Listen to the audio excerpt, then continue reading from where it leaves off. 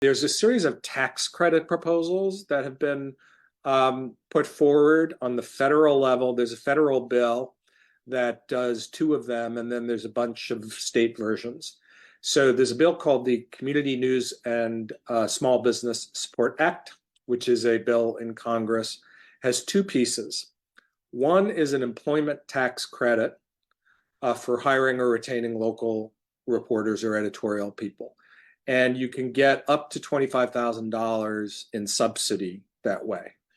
So it's not just, it's way more generous than it sounds. It's not just that you don't have to pay the payroll tax credits. It's actually a subsidy of up to $25,000 per head. So it's quite a lot. That actually passed the U.S. House of Representatives last Congress. So it's a real thing with, real possibilities of becoming law under the right circumstances.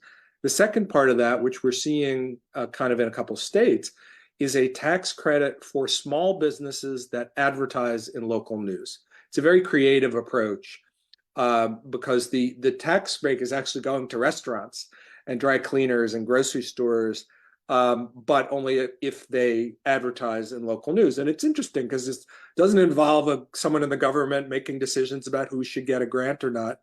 The news organization has to prove their worth to the advertiser, that it's going to be a good use of their money, and the advertiser is going to choose based on what they think is going to be effective for their brand. But we like it because it kind of helps revive the very, very important connection, symbiotic relationship between Main Street businesses and local media, and could be, I think, in a more persistent way, that small businesses are only eligible for that.